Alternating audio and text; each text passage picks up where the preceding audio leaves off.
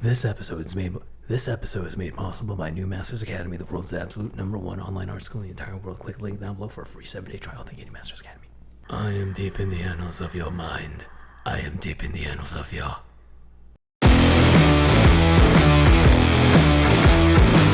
Hey everybody, welcome back to the Honey and Absinthe After Hours Podcast. We're your hosts. I'm Vincent, background designer for the Hollywood animation industry. And I'm Janet, the ex-Disney artist turned independent creator, and this is a podcast about all things art, business, and whatever we feel like. Today we're going to talk about how to make your own film school without the money and the bullish. But before we get into it, make sure to touch, jingle, press all our bells and buttons right under where Biscuit is sitting right now. Do you feel a tingle, baby?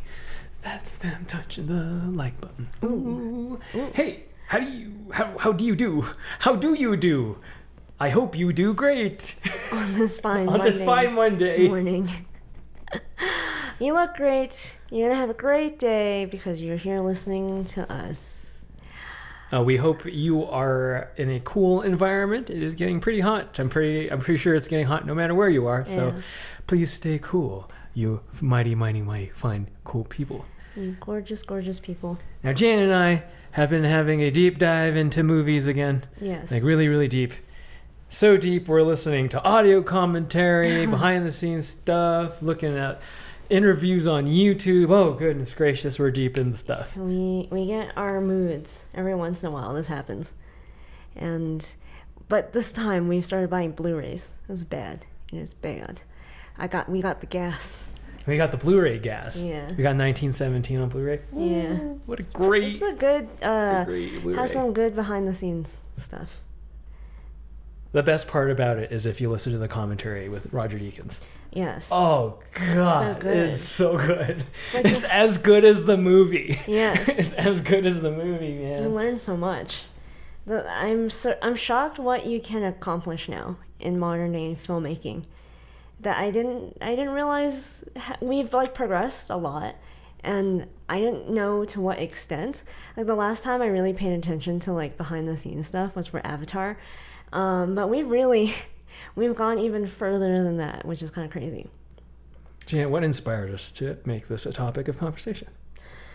Probably all the conversations and videos that we have been consuming. I don't think there's a podcast that goes by where we don't talk about a movie. Yeah. I'm pretty sure we talk about a movie every episode. Yeah. So because we've been listening to a lot of behind the scenes talk from directors and cinematographers and whatever, this subject has been on our minds for a while. I think we're both pretty against education, college for stuff like filmmaking and art, when you can easily... Janet Chan, is college a scam? Yes, 100%. I don't know if it was always a scam. Maybe when it was cheaper. There seems to be this trend of education getting more and more ridiculous in terms of what they teach you and the value you get versus the amount of money you have to pay to go there. Versus I hear stories about what it was like for our teachers, and then our teachers' teachers. Seemed pretty sweet, man. It seemed like it was an actual education. Yeah. That I'm sure it was always expensive for the time, but at least you were learning a trade or doing something semi-useful. But now it just seems like more and more when we have YouTube. Why do you need film school? When you have Instagram, why do you need to go to art school? When you have What do you mean? They don't teach you how to make... What do you mean? They don't teach you in school either. Oh, that's true. At least you can make money doing Instagram or YouTube and trial by jumping in the deep end and just doing it. You have some sort of carrot at the end of the stick, whether it be followers and vanity or making a few bucks You'll on learn the side. somehow. Yeah. Versus school, it's not required, apparently. We have been consuming a lot of talk about this from directors and stuff, and then you brought up a story that the more I think about this person and this thing we experienced with this person, this conversation we had with them, the more I go like, man, this person is ridiculous in like what she was thinking and saying. But I also understood where she was coming from. Like, a lot of people had the same preconceived notions of what it means to go to film school, what it means to want to become a director, and just what is required, I guess. And we just want to talk about it.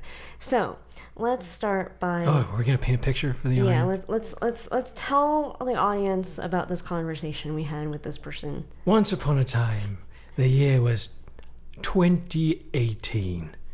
I want to say, was it? I think so. Around there then. Janet and I were visiting a friend at one of the Disney campuses, the one with the seven dwarves on it. It's the big brown brick-looking one. The main one. In Burbank. And I was working at DreamWorks at the time, I think. And you were at this other smaller studio. And we were visiting our friend who was working at Disney at the time. And we're catching up because we were classmates. I had graduated with this person. This person was actually, I graduated a little early. So like, she was actually the star of your class, your year. Oh, yes. Yeah. Yes. Wait, what? Oh, yes. Yeah. That's right. She came in with you. Yeah. But I graduated early. And yeah, we're catching up. And we were just like talking about our direction in life, I think. Our wants and desires. I think you still wanted to be art director at the time. I wanted to be a director, graduate to storyboards and be a director. Oh, so little those dreams mean to me now, man. I know. Like, jeez Louise. I can't even, like, no. Like, knowing, especially now, how much work it takes. I'm like, fuck that, dude. Yeah. Work is not even the type of work that you do drawing. It's the management part. It's the managing people part. It's the sleepless nights knowing, like, man, did I manage this person right, or did I just like throw a whole wrench into the entire production? This person ate my guts now. I actually think at the time I was starting to have doubts about wanting to become a board artist and a director. I think around this time we had a fight about how, like, you were like, why do you want to be an art director? And I couldn't answer you. Yeah. It was just like, oh, it's my dream. It's because it's what I always wanted. It's always what I wanted. Worked so hard for. And then I was like, and then you were like, oh god. You were like, what? You don't want to be a director anymore? I'm like, I don't know. I like this honey and absinthe thing. I like this conventioning thing and being able to like make original work, and people are like paying me pretty much in one weekend as much as I make in a week. And I was like, what if I just did this? I know it sounds crazy, but what if I just did this? And I was having a lot of doubt. So we were having this conversation with this person. And I was sharing, like, I don't know if I want what I want anymore. I kind of want to, like, I don't know. All I know is I'm really passionate about the stuff we do outside of work. Because at that point, everyone who knew us, who were, like, friends with us, knew that we did this crazy conventioning thing. We made a lot of work outside of just working in animation. I miss it a lot. I try to convince Janet to get back into it, but she's like, fuck that. Whoa. I am just trying to learn how to become a better filmmaker, right? I need to focus. Focus, as The Rock would say. Surprisingly, because this person was considered like the star student of your year. Everyone knew who she was in school. Like, the teachers made it very obvious that, like, you should draw like this person, you should like work hard like this. Like, it was very, I'm sure, annoying for her and everyone who had to deal with that. But she surprisingly said, like, oh, I kind of want to make a career change too. Like, I want to be a director. And I was like, oh, that's so sick. I remember being there in the table having lunch, being like, "That's really cool. I could see you doing that." Yeah. And yeah, we were like, oh, because we're all about the side hustle. We're like, oh, cool. Yeah. For animation? And she's like, no, for live action. And I was like, even cooler. Oh, yeah, that's really cool. And then she's like, I'm planning on applying to USC and going to film school. And I'm like, dang, you're gonna be like the film brats. Dang. But then, so like, I was like, that's where I was like, wait a second, we already went through school. We already graduated with a degree.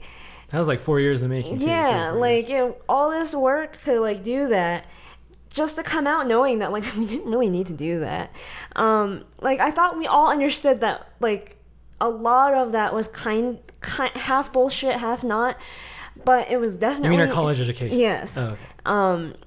But it was definitely not worth the amount of money we all had to pay for it, for sure. And I was like, why? You want to go back again? Yeah, like, why? What for? Like, just go do it. And then she was like, well, I need to learn how to write, and like all the, like, you have to, in order to get hired like that, you gotta learn how to write. I want to be a writer. And then I was like, I'm very like libertarian about it. I'm like, you do you, like, good for you, like, that's your decision. This is the path you want. That's brave of you to, because at that point I hadn't decided to quit yet. I was still very, very terrified. So I was like, it's very brave to decide to just do a whole career shift. But you were more honest, I guess. You were like, no, like, you don't need film school. I remember sitting there legitimately being stoked because in being the Hollywood fuck that I am, I'm secretly thinking in the back of my mind, what do I gotta do to weasel my way into your independent movie? Even as a grip. Oh my god. But I at least was just like, that is fucking sick. I think you should pursue this.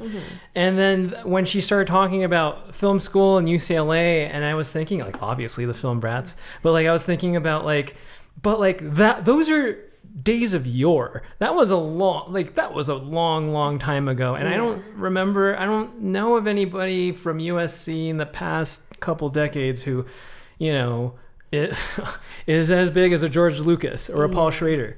But then I told her, like, what's stopping you from making a movie now? You should make a movie now.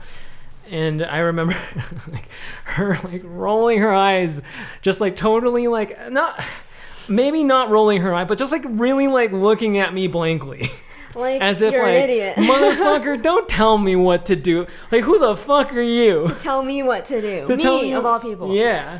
There's a lot of you, that. the star of our fucking class, bitch, shut the fuck up. I'm the star, I'm the star of our school. Like, okay. I was legit, like, excited for you. And if you listen to me, I think you would have made a lot of really neat shorts by now. Yeah. And I think you would have been at the film circuit by now. Yeah. And God willing, you may be by now in another dimension, probably would have gotten enough funding for your first feature.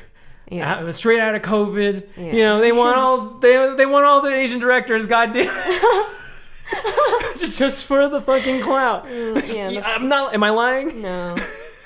So, like, there's a version of reality where if you only listen to me, like, because I had all the, like, I had the nicest intentions I could possibly give. I was truly excited for you. If you listened to me, maybe you wouldn't be, like, stuck in your 9-to-5 in the studio that's losing money. The studio that's losing subscribers. Yeah, she's at Netflix now. Your future's so uncertain. And then you fucking scoffed at me for giving you a legitimately good piece of advice. Yeah, okay, so at the time, 2018, I'm still like I'm starting my film education in a weird way by dating you for a while, at like 4 years at that point. But like, what people don't know about you, you do this thing, probably even like you can probably tell on camera in these podcasts or on like YouTube videos, but like you are very uncomfortable being taken seriously. So you like to kind of be the class clown in a weird way. You would like to be perceived as like, this guy doesn't know anything about anything. My best friend thought you didn't read when she first, so like she thought like you were just like a dumb guy who's like really outgoing. But I am a dumb guy, aren't I? Vincent is very smart and he just doesn't like you to know it. I have no idea what she's talking about. So everyone perceives you as like, oh, the dumb but like happy go lucky guy that's like oddly good at drawing and like fun to be around. Everyone thinks you're nice and fun to be around. So but what they don't know is that you're like you read a lot and you're extremely knowledgeable specifically at film. Like you are a film buff. Out of everyone I have ever met in my entire life, this includes directors I've worked for who have been working for a very, very, very long time. You know more about film than almost everyone. There's like one exception, and he was like our storyboard teacher. But like 25 years ahead of me. Yes, like more than yes. Probably saw all the classics I saw on DVD when they came out in the cinema. But sure, okay. Yes, but like they're like, especially at Disney, there are like a lot of directors and people who like to be like, I watch Kurosawa. I know Seven Samurai. I've watched Godard movies. But then like you listen to them speak a little bit and then you're just like, oh, it's like the person who has only watched The Shining and is like, Kubrick's my favorite director. It's like that kind of that level of pretension of thinking that you're a film buff, but you're actually not, because when you actually listen to a real film buff talk, they reach into the depths of cinema and then they pull out like random ass movies you've never heard about. Oh my god, I wish I could like interview my fucking Hitchcock teacher, Pauline, man. Yes. That is the only person I would call like legit. Like buff. As legit as they come. Yeah. So legit. I think she brags all the time about how she hung out with Kubrick. Yeah, that's crazy. I would too if I hung out with Kubrick. Like, I don't blame her. God, so sick. Yeah, so I have a very low opinion of movie critics because there are a lot of people who aren't movie critics who know a lot more about movies than movie critics. And I'm just like, oh god, anyone can be a movie critic today. You just have to have a YouTube channel that's big enough. Oh boy, did that feel good to be validated. Boy, oh boy. I mean, I don't give a fuck that you guys probably don't believe it, but it feels good hearing the person I love the most saying that to me. I don't give compliments often. And she really does. It's a I was actually like welling up a little bit. I was like, she's saying those words. It's a personality problem of mine, but yes, you are, because it's fact. You know a lot about movies.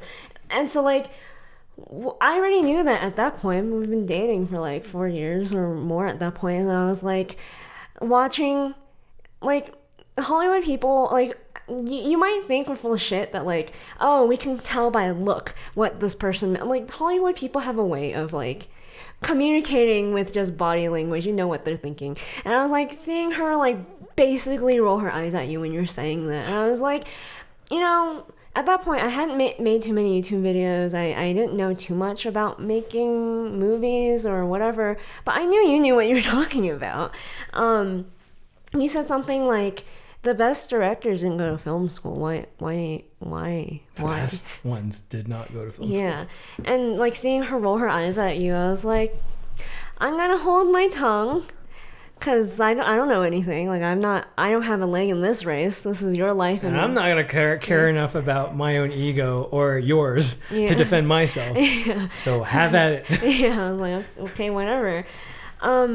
But then you brought this story up recently because we were talking about we were listening to interviews from directors, and they were saying basically this, that like film school is a bunch of bullshit. you brought this story up, and now that like I've been making videos online consistently for like 3 years now, and like doing the music video and doing like skits and doing whatever, I'm more and more, I think about that and I go like, yeah, if I could like shake her and be like, don't do it, because she did do it. She did go to film school for like a hot second, and then went straight back to the industry because they made her an offer she could not refuse. As the industry does. Yeah, they made me an offer I could not refuse, but I did. Maybe you went too. Yeah, exactly. It was just like, that's what they do, don't they?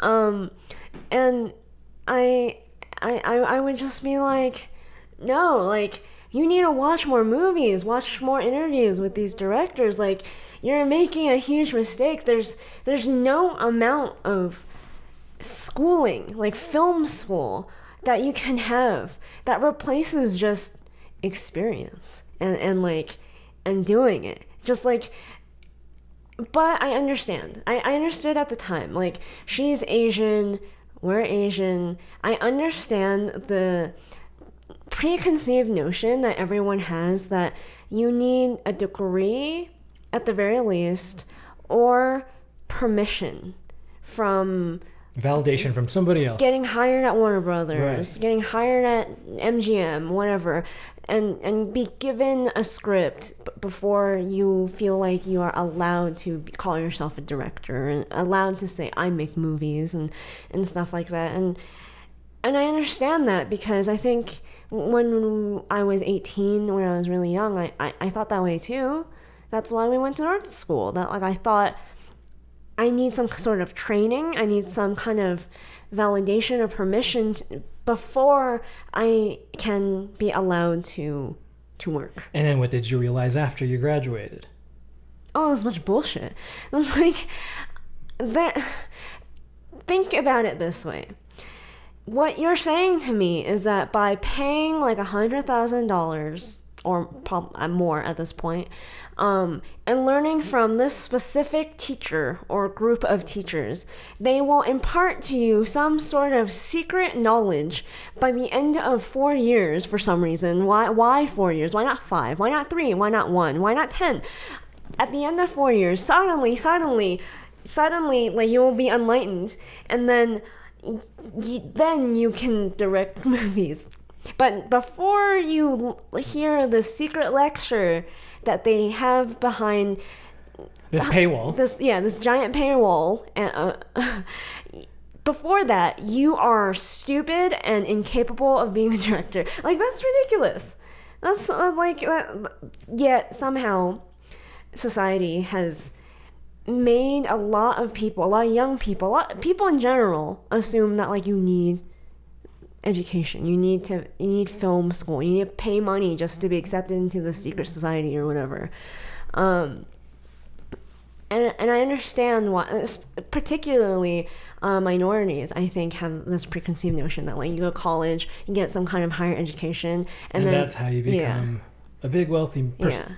Yeah, I don't care, like, what minority, for whatever reason, like, most minorities, like, come to America and they're like, you need to get an American education and then you'll somehow make it automatically. Whereas, like, you can probably talk about this better than I can, but, like, you know so many instances, you've watched so many interviews and conversations with, like, directors who have literally said the exact same thing we're saying now. Yeah, man. Yeah. Like I'm really passionate about this. I'm really embarrassed to get really sweaty right now, but I'm gonna get really sweaty. Yes, please. I have been listening to Walden by Henry David Thoreau on Audible. It really suits my life right now. If you want to escape and listen to some American classics, to know what it's like to live out in the middle of the woods in the 1800s, head over to audibletrial.com/the Honey and Absinthe Podcast, where you will get one free audiobook. That's audibletrial.com/the Honey and Absinthe Podcast. I'm sure especially if you're a storyboard artist, surely you know the feeling of, like, going on a YouTube rabbit hole of talking of listening to all your favorite filmmakers talk about movies. And one of my favorite people to listen to, because my favorite people are the writers/directors. Because if you're a writer/director, that means like you wrote the thing and then you had the fucking gall to shoot it yourself. Yeah. And what I enjoy about these types of movies is you could really feel the voice and everything in the script, the way people act, even in the cinematography. It becomes one big cohesive thing. It doesn't mean like, you know, Scorsese and Paul Schrader in Taxi Driver, that's a very different type of experience, but it's really neat to see somebody's like mind on display. And like, you know, one of the greatest examples is Quentin Tarantino. Like that you know what that's supposed to be. Non sequiturs, banter about nonsense, big bloody scenes of violence, and then treating it nonchalantly after. That's like his signature stuff. Right. And like if you listen to Tarantino talk, you could see how much he loves this thing. Yes. Like this is his thing. Like he worked at I think a movie, like a sort of like a Video Hut blockbuster video type of thing. For you kids out there, it's where you used to rent movies before you had Netflix, so you could rent a VHS or a DVD. Like a library. Like a library. But you paid for it. But you paid for it, and if you were late, you get fined. So he worked at like a video store, and then like he acted for a while. And did you know he acted for a while? No. Yeah, he acted for a while. And then one of his friends, because he was reading, I think, a script for something that they were reading. And because he didn't have the script himself, he watched the movie and then did his best to like work off of what he remembered from the movie and then kind of fill in the blanks. And then like when his friend read his like weird script movie thing, they were like, you know, none of that happened in the movie. But you know what? It really sounds like the writer of the movie. I think you really have a knack for the screenwriting thing. And then when you hear someone like Tarantino talk, it's like, damn, like this is somebody that worships cinema. And like there's so many people who are like this. Like when you listen to Scorsese talk, it's like a religion to him. And like, you know, Scorsese, I think he went to USC, or he was part of the Film Brats. Yeah, I think he went to a school in New York. Yes, and then he was like part of that peer group at the very least. But like I think one of my favorite examples of someone who was just a brazen fan of cinema and had the gall to write their own stuff and to direct their own stuff is PTA. Your favorite director, Paul Thomas Anderson, where he's very much like a Tarantino, but like his voice is so much more subdued, not as loud, but very sharp, and his movies are very pointed. I mean, like he has his goofball ones like Magnolia and Inherent Vice, but my God, like There Will Be Blood or The Phantom Thread. It's like he, and if you watch Hard 8, his very first movie, it's crazy. It's insane. It's amazing. It's like you or I will never make a first film as good as Hard 8. That movie is incredible. That's too high a bar to set for anyone's first movie. And to compare to Hard 8, Reservoir Dogs, that's another another movie that like really you will movie. never make that movie. I will never make that movie. And these are people that never went to film school. You know what they did? They watched a lot of movies and they like participated in the filmmaking, whether they're like actors or they did like short films on the side or they like wrote scripts or whatever it is. Like they worship this thing. They love this thing. Like more than ego, more than like the dick measuring contest of I see more like hoity-toity pretentious movies than you. It's not even about that. It's about like truly the medium of like dreaming. Showing people the things in your mind, like literally. And have it be this very team-oriented activity. It's insane. And like there's no, like you could tell these people get high off of the experience of filmmaking. Right. Like I'm sure. Like if you've ever made anything, even like a collaborative YouTube video, you know that like synergy you have with people, with friends and stuff. And like when you're making a movie or you're making like a filmic project, that's like, you're knee deep in that all the time, and it's really addicting. It is. It's I I don't know how many people can relate to Phantom Thread, but Phantom Thread is what it's like to be an artist, specifically someone that has to do some giant project like a movie. I felt that way after a convention, like going all weekend long, going really hard, making like thousands of dollars, doing so many commissions. But then the other time I felt that way was making like little short films, and I was like, yeah, you have this incredible high, and then you crash because of how like you're going 1,000%. You're putting so much effort into something. You're only human. And then you crash, and then you get back up again, and you have to do it again. It doesn't make any sense. It's kind of crazy. You can stop at any time. Yeah, like, but it's something that I feel like only artists who do that kind of thing can probably relate on that level to what that movie is kind of about. When we were listening to an interview with PTA, and he said this thing. I didn't know this. He didn't go to film school. He went to film school for like a week, he said, or like whatever, and then he dropped out because like he couldn't take the pretension, I think, that was film school. He said he walked into like a class, and then the first thing the professor said was, anybody who wants to make the next Terminator, get out of my class. And then proceeded to show some hoity-toity movie that you should not show to a bunch of 18-year-olds who are going to film school because they want to make the next Terminator.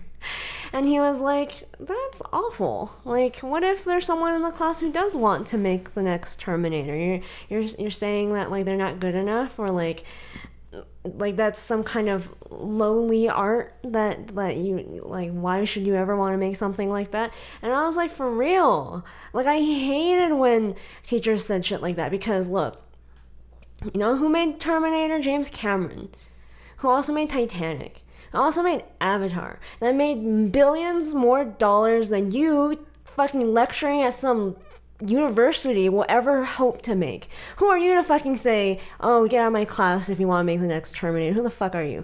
And it just makes me so mad. Like, I know this experience for PTA was like probably decades ago for him at this point, and he's like, whatever. But like, he kept this memory for a reason. And like, when I listen to it, it makes my blood boil. It makes me go like, God, I hate pretentious people like that. I think it's an interview with Charlie Rose, and he's like, and then I was like, if somebody wants to make it the next Terminator, let them make the next Terminator. Let them be like, and like, why start with Godard? That's awful. like that's the worst thing. You're gonna scare everybody away. Yeah. You should start from what they like and maybe go backwards. And you also told me this thing that J.J. Abrams said. Oh, J.J. Abrams said this thing. Whether you like him or not, he's someone else who like just likes to do it just because, and like he's done it. He's made movies. I think Mission Impossible 3 is a fine movie. What else is a fine movie that he's done? I think I like Star Trek Into Darkness. Fine, or the first Star Trek. Fine movie. Yeah. But then like he said this thing a while ago. I think he was sometime after Mission Impossible, and I don't know where this is from, but I held on to this memory. He said something like, he likes doing this so much, like filmmaking, that like if he didn't even have the Hollywood funding, if he'd have to work at a gas station, he'd still do it. Yeah. And then like whether you not think Super 8 is corny or not, I think it's a fine movie. Yeah. It's a cute movie. Yeah. It's like Stranger Things before Stranger Things. Like that's like J.J. Abrams wrote that and directed that one. And like you really see that's like his little life. Yeah, and he was like making little movies with his friends. Yeah. And I thought that was really sweet, because when I was his age, when I was like I think like the 15-year-old age, I was making movies too. He really was. I've seen it. Like, they will never see the light of day. Vincent has been doing YouTube before I was doing YouTube. Before everyone was doing YouTube. YouTube's whatever. And then I would make movies with my friends. There's this one summer I look on very, very fondly. We're like, me and my friends, I think after sophomore year, got so bored during summer break that like we were watching Casino Royale over and over again, because it had just come out, or like somebody had it on DVD. And then we got so bored that we were like, hey, it'd be really fun if we like shot a chase scene. And then we were like, do you have your mom's camera? And then like we went around and we shot this little scene, and it's this chase scene, and it was awful, but like we corralled like my friend's sister and all this stuff, and it was just for the joy and art and like just passing the time. And like this, I'm not a very sports person. Most people play baseball. Yeah. I'm not that type of person. I make movies. Yeah. when I was bored when I was a kid, and I do these things, and I did a lot of, I think I did at least 10 when I was in high school.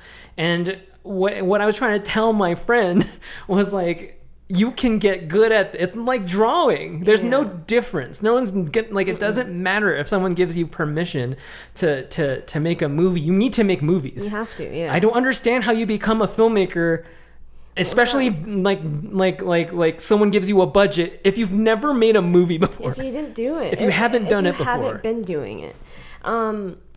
I guess I think people might not believe someone like J.J. Abrams. Oh, you make millions of dollars. You really be doing this if you were dirt poor and you'd still be like filming random stuff and no one sees it. It's like I do believe people who say that mean it. They fucking mean it. Because you can't do this. You can't make movies. It's hard enough to do without wanting to. That hard. And I thought like, okay, what our friend actually wants is not to make movies, because if she wanted to make movies, she would be all the time. Like she wanted the glory, she wanted the recognition, she wanted the status symbol of being able to say, I direct live action movies, I can like maybe win an Oscar one day or whatever. I felt like if you wanted to make movies and become a live action director, you wouldn't have been enticed back into the industry because they gave you an offer you couldn't refuse, a promotion you couldn't refuse, or whatever. That'll always be there. You can always fall back on that. But like, you chose that over your desire to become a live action director. Whereas like I really doubt like PTA and Tarantino would have settled like that. Would have been like, oh, I'll hold, like, it's not that they would hold off making their movie if they had to make ends meet, yes. But they'd still be making movies at the same, like, they'd be writing, they'd be screenwriting. I just thought of a really good example of people who were so brazen to make movies even at a time where they shouldn't be. Like, remember Ben Wheatley? We watched one of his movies about going into, like, the woods and stuff, and they incorporated the masks into the movie, like the COVID masks. Oh, and, yeah. And then there was this other movie. Like someone like Steven Soderbergh. He's like, oh, there's a pandemic. I don't give a fuck. I'm gonna make Kimi. Yeah. Peace, bitch. Like they see it as an opportunity. Oh, all the streets are closed. I'm gonna make a movie. Yeah. That is someone who likes movies. We saw so many filmmakers out on the street of COVID. Yeah, when we were shooting our stupid music video, a lot of people were taking advantage with like how empty the streets were and how filmic everything actually looked, because the streets were clear, like it was from some sort of movie. And these people were out making movies when there was a fucking global pandemic. You know, like these are like the next PTA. Like these are the people who give a shit. Yeah, who care that much, even if they don't become. Who get stoked to see like, oh my god, like let's like not, and let's like fucking make a fucking sick movie. Yeah. You know. So like some people skated down the 101 for like people used it as art. You know. Whether for attention, whatever, they made it and you didn't. So like I guess the point is like, if you don't believe us, because what do we know? At least believe like Tarantino and PTA and J.J. Abrams, all these people who say like, you just have to do it. Another reason why Sam Raimi says this a lot. I'm just trying to even the playing field because like people don't like J.J. Abrams. Yeah. Jar Jar Abrams, Mr. Roddick likes to say.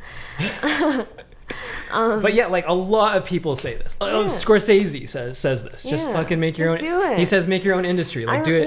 Just do it. I remember he said like a lot of directors ask him, or wannabe directors ask him like, oh, how do I direct movies? He's like, well, do you have a script? And then they're like, no, I'm waiting for a script. And he's like, what do you mean? Write a script, direct your shit. Like what? I don't. Scorsese made graphic novels before, like as a child, imagining his movies. He basically storyboarded entire movies before he ever went to film school. The reason why I also think this friend of ours who we're having this is so ridiculous now that I have a lot more experience actually filming things and writing things and all that stuff, I constantly like am humbled and put in my place when I go on YouTube and I see like far younger filmmakers and like 18-year-olds who are just like so much further ahead than I will ever be, because they were like born with a camera in their hands, and then they've just been filming their entire lives and editing it together since the beginning of time. Comparatively, like even if I've been doing this for 3 years, whatever, like consistently for a week, every single week, these people have been doing it for years and years and years ahead of me, and they're younger. And they're driven, and they're more energetic than me because I'm old and tired. And I because I've been doing this for like 3 years now, I'm starting to realize like filming stuff, getting better at that really is an experience thing. Like you can't like intellectualize your way to success. And you can't pass being a good filmmaker onto somebody in a class. Yes. You like there's no lecture that's going to suddenly improve your filmmaking ability. Your ability to see if something's overexposed or under, or like get it better and be able to pull compositions out of thin air like intuitively, because when you're on the fly sometimes you just have to like go with your gut. Like, you don't have a choice. That is just all experience, and that takes time that like I'm only just building now. Like I feel very like at the beginning of learning all this stuff, and it makes me so insecure and so humbled and so jealous all the time when I see younger people doing it so much better than me, because they have had more experience and they've been doing it longer, simply. And so I think about this friend who's like waiting for the perfect moment, for the perfect film school, for whatever, to like finally write something, say something, or film something, or edit something together. I'm just like, at this point, you have a lot of catching up to do, a lot of movie watching to watch, and like you can start now. I don't think it's too late for anybody, but like to think, like I don't want anyone to think that like, oh, I need to get into film school before I can do it. I need some kind of permission. Oh, how dare I call myself a screenwriter or a director, or I make movies. I don't make anything. I'm like, no, just wear the skin suit and like fake it till you make it, you know? And I say all this because like I lived under a rock most of my life. Janet really didn't see any movies in the theater when she was a kid. It's really ironic that I ended up working in Hollywood, because I talk about having like zero knowledge about what Hollywood is actually like growing up. Yeah, learn all that on the fly. Yeah. My parents, I don't know why, never introduced any kind of pop culture to me. And I always thought it was because they're immigrants, they don't speak English very well, they don't care about pop culture all that much, at least it seemed. So like I thought like, oh, if they don't know anything about pop culture, I won't know anything about pop culture unless I like actively, I don't know, search it out for somehow or whatever. There are some times where I exclaim to Janet, Wilson! Wilson! Wilson!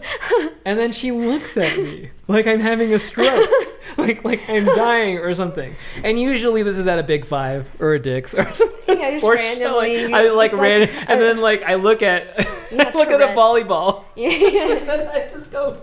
Just because I'm a fucking nerd, a film nerd, I go like, I can't. How many of you film nerds go to Big Five and then look at a volleyball? How do you not go Wilson? So I would go Wilson, and then you look at me going like, "Are you okay?" And then I'm like, Wilson from Castaway. Not. Of course you didn't see Castaway. There's so many references that have gone straight over my head. And then I'm. This is when we were still living with your parents. I think like 3 months ago. Yeah. We're sitting there, and I'm trying to find a movie to watch, and I'm like, oh look. $3. Castaway. So we watch Castaway, and then your parents are eating like right beside us, and your dad's going, "Oh, Castaway." Oh, that's real funny movie. Real funny movie. That's what's his name? Oh, Tom Hanks. Yeah. yeah. And then I go, yeah. And then you know what I do? I go, "Oh, Wilson, remember the ball?" And then your dad laughed. He was like, "Oh, yeah, Wilson." Yeah, Wilson, so funny. And then we're having this one side, like, this conversation that you're third wheeling. And you're my jaw is like I have the Pikachu face, and I'm like, how is it that my dad has watched this movie and I haven't? What? I kept telling you right before we watched the movie that I can't believe you haven't seen this movie. I feel like everybody and their fucking mother has seen this movie because of Survivor. It was a cultural phenomenon. Everybody has seen this movie. Lots of movies since then, like Martian and Gravity, or just Castaway. Like this is the same movie. This is the movie that started it all. This is Tom Hanks is one of his finest. He lost so much weight. Like it was a big news on it was big news on ET that he lost so much weight. It was everything. And then you were like, "Oh, I never heard this before." And then I'm having this conversation with your dad, and I'm thinking like, "Wait, why did you watch this is like a PG. This is like, there's like rough parts, like when he's trying to take his tooth off. Yeah. It's a little like, ooh, not for the kids. Maybe, yeah. I don't know, cover your kid's eyes. I don't know. But then for the most part, it's perfectly fine. If you watched that movie if you were 12, what would you think? Be like, damn, that's cool. I'd be entertained. I'd be terrified of the more barely grotesque parts, but then I think it's cool. Yeah. Somehow my parents, my like 60 plus year old parents were more into American pop culture than I was. I lived under a rock. Like I in college, I think it was either Indiana Jones or Star Wars. I hadn't watched Indiana Jones, any of the movies. I hadn't watched any of the Star Wars movies. I hadn't watched any of Lord of the Rings. And I remember one of our teachers made some reference about one of those movies, and I was like, "What?" And then they're like, "You have not watched this movie." And I'm like, "I have no idea what you're talking about." And then like, "You don't know the ending of this movie. You don't even know, like, you haven't even been spoiled. Like the fact that you haven't even, like, what?" And then I'm like, "No, I have no idea." And then they're like, "Wow, what I would give to be brought back to a place in time where I didn't watch this movie, just so I can watch it again and experience it for the first time again. You need to watch this movie." And then I think I did. But then you're always underwhelmed because someone oversells it. Yes, because of nostalgia or whatever. So I was like at zero. I have a blank slate. I don't even have preconceived notions because I have not even been spoiled. Like, I lived under such a rock of like what the ending of certain popular movies that everyone should know. I came at zero, and now I feel like I'm a pretty big film buff now because of you. But also like, because I wanted to watch a lot of these. Like, every time someone would shame me, basically, I'm like, "Oh, what the heck, you haven't watched this movie?" I would go and watch that movie. I've done my homework, in a way. Like, I've watched almost every single James Bond movie now. I know all... She hasn't seen Octopussy and View to a Kill, because we couldn't handle Roger Moore anymore. I'm sure a lot of you Bond fans would understand. He's the worst. If you're watching, like, all the Roger Moore straight, it's just like, you have to tap out. Yeah. Like, you couldn't do it. Can't do it. Started falling asleep. I watched all the Rocky movies. Like, I'm at this point now where I can stomach like French New Wave and Tarkovsky and not fall asleep. Like, I'd be so lost if I had like walked into film school and that's like the first movie. Like, show me like Tarkovsky, I'd be like, what am I watching? Why am I watching Wind? So like I think I don't want people to feel like, oh, I live under a rock, I can't do this. Like, film. You started when you were 21, I'd say. Basically, yeah. You started on your journey. Yeah. And it's not even 10 years later. And like Janet has seen a lot of movies. Yeah. And I rewatched a lot of movies. I was a basic hoe that all I knew was like Disney movies and Miyazaki movies. So you asked me randomly, like, what would you do if you could go back in time? Yeah, this whole conversation, I think this whole topic started because I was like thinking in the shower about just random topics, and I was like, oh, what if I asked Janet if I didn't exist, but she knows everything she knows now, and she could go back in time. It's a really roundabout way of thinking about it, but if she went back in time and taught herself how to watch movies, how would she do it? And then we had this conversation in the car, and then you were like, oh, what, like, just how would you go about doing this, watching movies and really appreciating and sinking your teeth into the vastness of cinema? Yeah, because it's hard. Like, my journey with it was like I said, I was basic. Like, if you take any random person off the street who like doesn't care for, like, watches all the like typical movies, basic ones, Disney movies, whatever, who don't like art house movies, all that stuff, how do you get them into something like Godard or Kurosawa? That's older movie, black and white. We were watching a black and white movie at my parents' place, and they were like, why are you watching this? Because like everyone's perception of black and white is like, it's an old movie, it's you don't probably want to go boring. back. Yeah. Boring movies. Yeah. Less than. And then a lot of people probably who like, you know, blockbusters hear people like us talk like, oh, you're those stuffy, pretentious types to like to write their scripts in Starbucks. Like, no, we just really like this thing. It's like we fetishize this thing. Yeah. Like movies. It's hard. Like, it was hard for you to like slowly, especially because like I could not handle horror movies when we first started dating, and you like slowly got my feet wet to the point where like now I can stomach most things. Not gore though. I don't like torture porn and that kind of stuff. But like you slowly introduced to me certain movies, things I should have always watched, but where would you start? And I asked you, like, where would you start? I mean, if you could go back. And I thought, like, that's kind of an unfair question because you always liked it in a weird way. You've always gone to the library or the movie rental place and, like, knew to pick out, like, all these different types of movies. And I asked you, like, well, but as a kid, how do you go and pick out, like, I don't know, The Departed or a random gangster movie? Like, how do you know to do that? Because I wouldn't have. At like 12 years old, I picked out Miyazaki movies and like Disney movies and anime. That's good. You should be watching that stuff though, you know?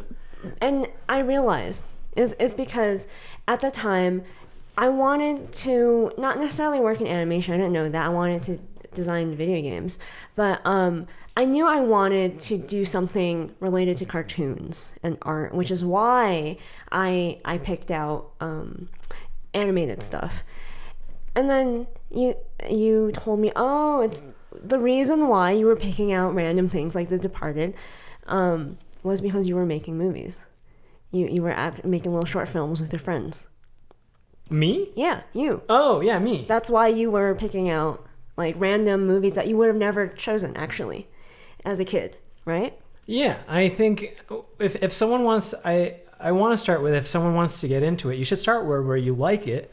Like if you like a certain genre, if you like horror movies, if you're, I'd call directors like David Fincher and Christopher Nolan as like gateway film buff, but you're kind of just like a baby film buff. Yeah. But that's a good place to start if you're into that. If you're just at least into Spielberg, like at least you're starting from somewhere. And then I told you that if you were to watch a movie, let's say rent a DVD from the library of, I don't know, E.T. or Jurassic Park 1, where Steven Spielberg's doing director's commentary, looking behind the scenes, and like Spielberg mentions that like, oh, my dear friend Kubrick, I showed this to my friend, or I was writing the scene with George Lucas.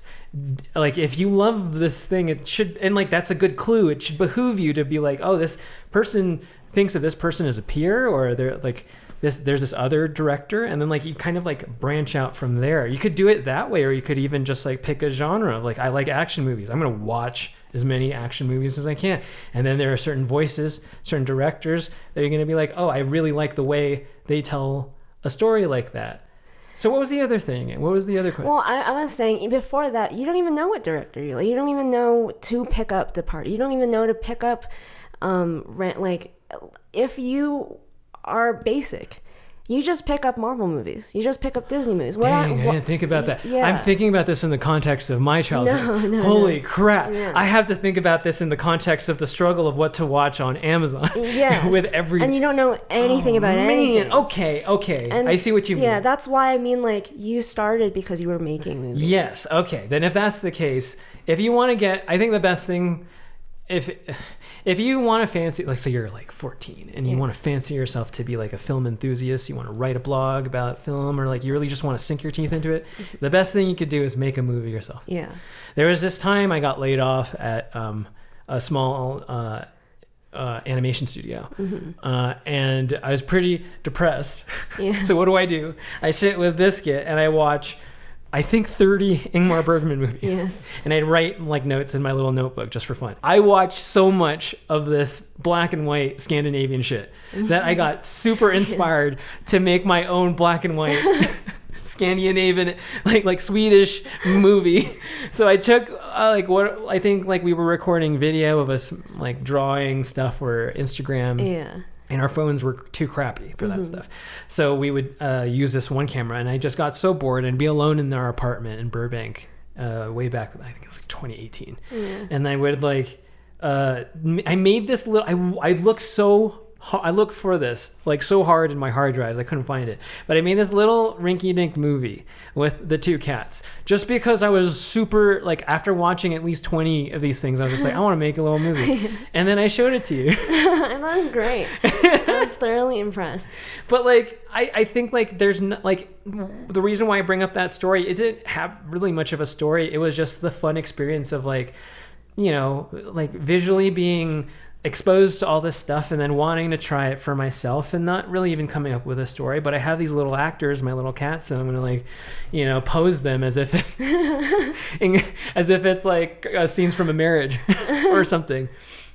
And like, I think if you try that, there's nothing stopping you right now from doing that. Yeah. Like right this evening, to make a little movie about something, anything, and you don't even have to show anybody. Yeah. But like, I swear to you, if this is if you want to get into movies, this is like, you have to make it. You have to do this, because if you do this, it's gonna open your mind to looking at movies in a whole new light. Yeah. Because I remember saying this frou-frou shit back in another podcast, I think, that like, I look at movies like paints or crayons of like, not necessarily things to copy, but like things to be inspired by, things to think about, things to like, you know, just because someone has an idea, like, makes me go like, oh, what if it was like this? What if it just makes your imagination go crazy? And you're not just watching movies for entertainment.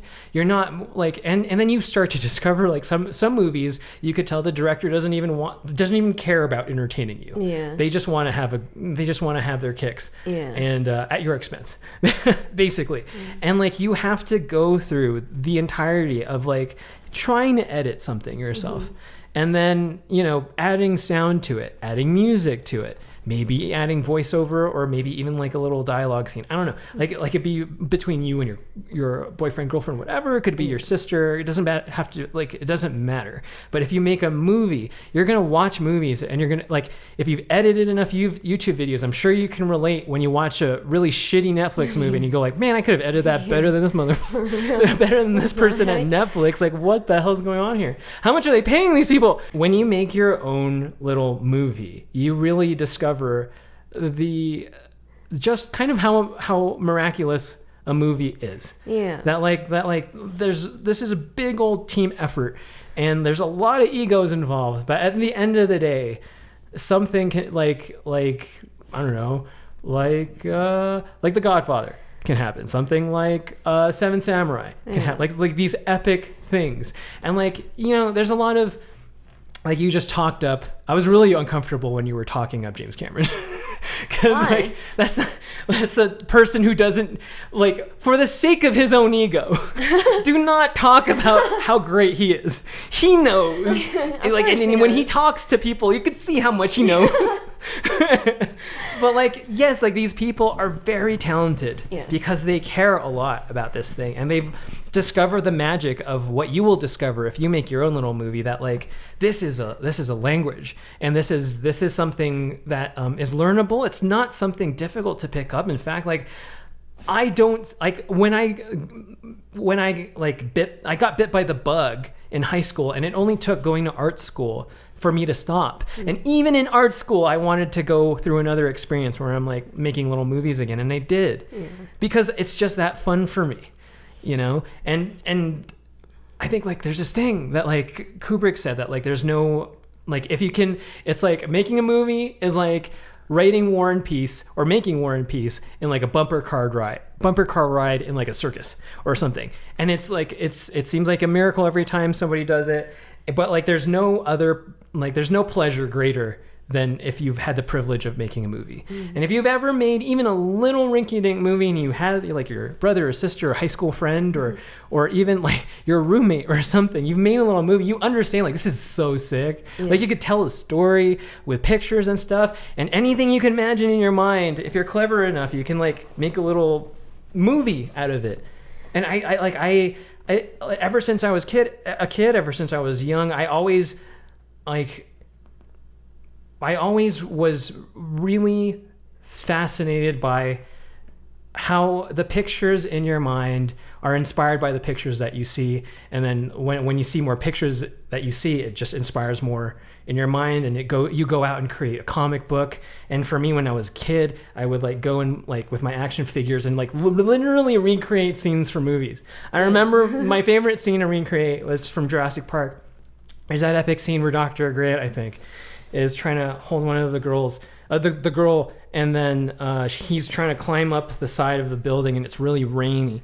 And then like the T-Rex pushes that Jeep, and then you really like feel the Jeep like fly right in a camera, and they like swing off to the side in the nick of time. My God, there's so many times where I got my Tonka trucks and went in the side of my bed with my yo-yo string and did that like over and over, because like I just like I wasn't allowed to rewind stuff because my parents, maybe they're right, I'm not sure if this is an old wives' tale, but like you can break your VCR, I guess, if you rewind something too much. But I wasn't allowed to rewind stuff, so the best thing I could do was watch a scene from a movie and then reenact it. Another one I really liked to do was in A New Hope. There's the scene where they go it's right after Kenobi dies, and then Luke and Han go into the gunner seat of the Millennium Falcon. I took a chair, my dining table chair, and I stacked 2 dining table chairs, and I put my I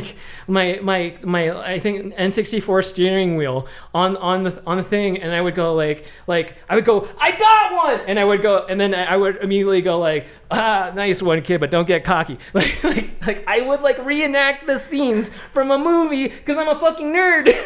And this, like, I was home alone a lot, and I did not have friends to play with. like this is all I did, and I was obsessed with this thing. Oh my God. And it's just like, man, if you like it even remotely as much as I do, even a modicum, like it behooves you to try it yourself. Just for, you have a phone, and you have a computer, you can do this. I don't think Hollywood wants you to.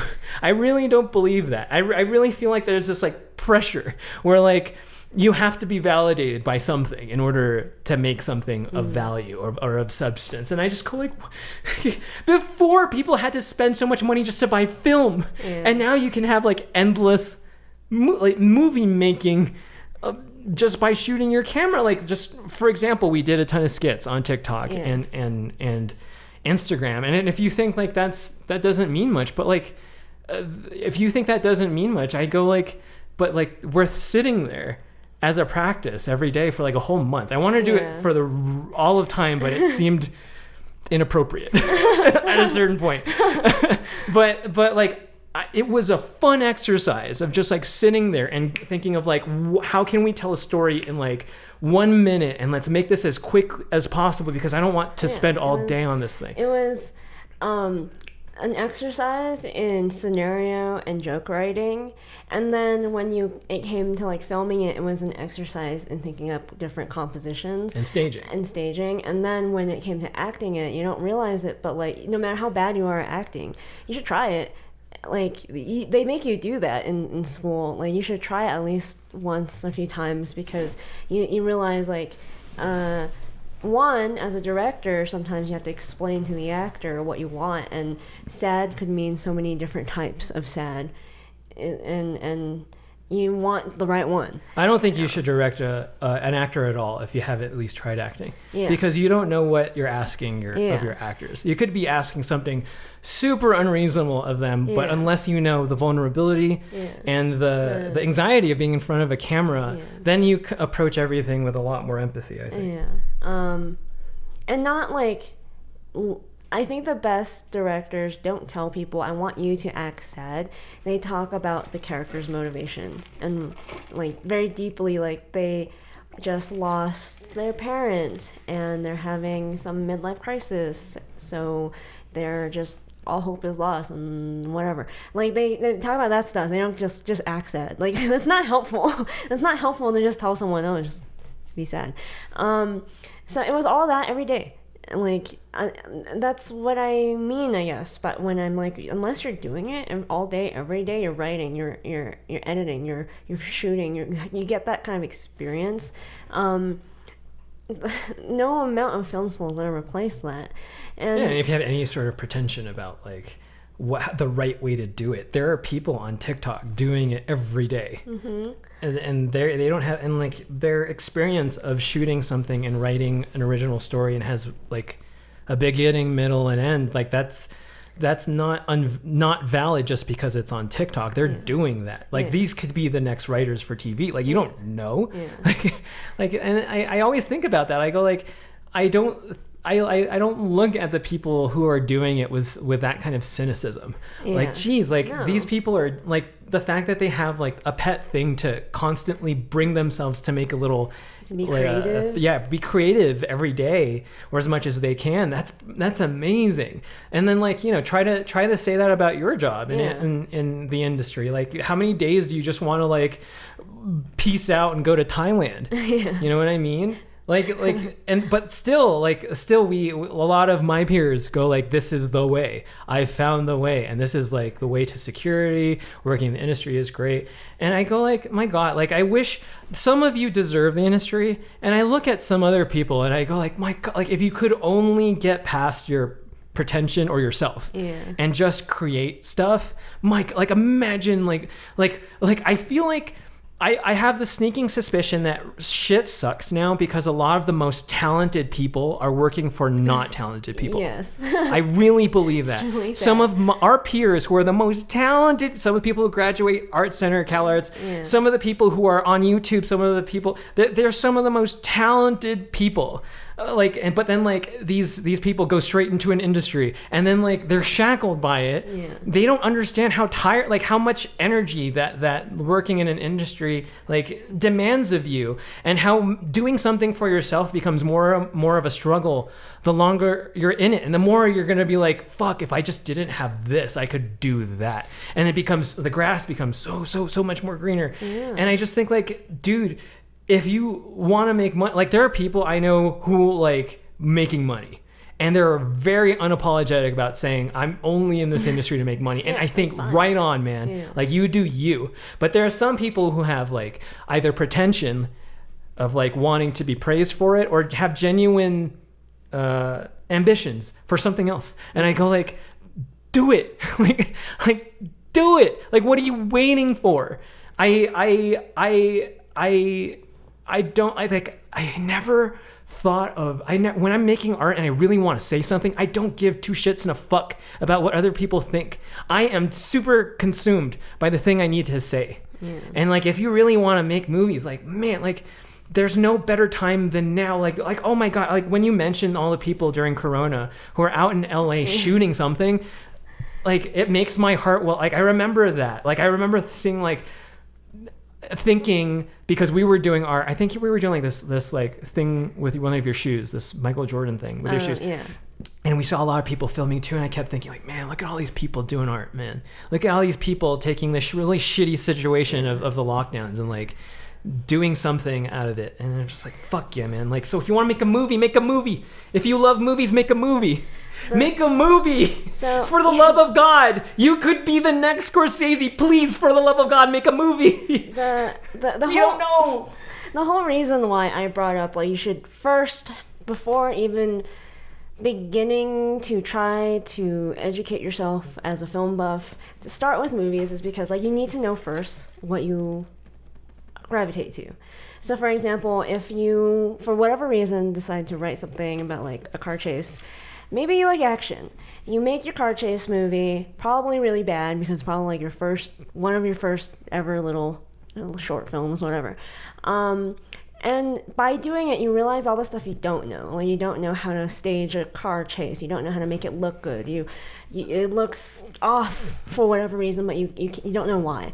Then all of a sudden, now when you go to the library, you'll go online, you type in like top 100 best action movies or something, and you just go down the list. And most of the time, it's a lot of like big blockbuster ones. I would say start with that. Start with like the basic stuff that you might not have seen yet, like from like Speed, like all this stuff. Or if you have Fast Furious. Yeah, whatever.